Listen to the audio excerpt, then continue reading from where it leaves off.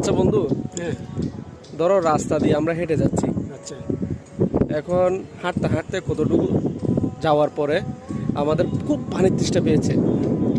এখন পানি তো খেতে হবে, আশেপাশে কোথাও পানি নেই। আমরা তো তখন রাস্তায় উঠে এমন একটা জায়গায়, একটা মরুভূমিতে, আমরা পানি কোথাও পাচ্ছি না। তো শেষ পর্যন্ত কতদূর মানে কতটুকু হাঁটতে যাওয়ার পরে এক লোকের কাছে আমরা পানি পেয়েছি কিছু, কিন্তু সেটা খাওয়ার উপযোগী না।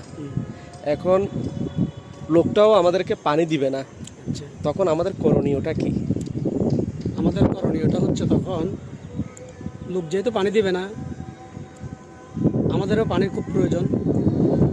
তখন আমরা পানিটা তেমন খাওয়ার উপযোগীও না। উপযোগী না।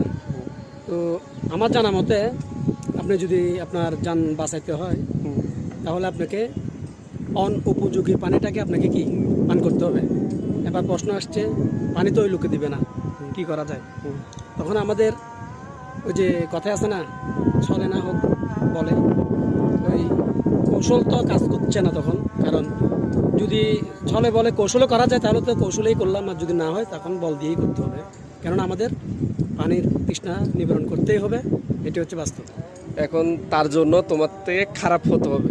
হ্যাঁ, তো অবশ্যই। পৃথিবীতে তুমি যা চাও তা যখন তোমাকে কেউ সহজে না দেয়, তখন তোমার থেকে সেটার জন্য পরিশ্রম করতে হবে, অবশ্যই। আর সেটার জন্য প্রয়োজনে তোমাকে সংগ্রাম করতে হবে। সংগ্রাম করতে হবে। এটাই হচ্ছে বাস্তবিক জীবন। অবশ্যই। খুব ভালো লেগেছে তোমার প্রশ্নের উত্তরটা, ধন্যবাদ। আর আপনাদেরকেও অনেক ধন্যবাদ আমাদের সাথে এতক্ষণ থাকার জন্য।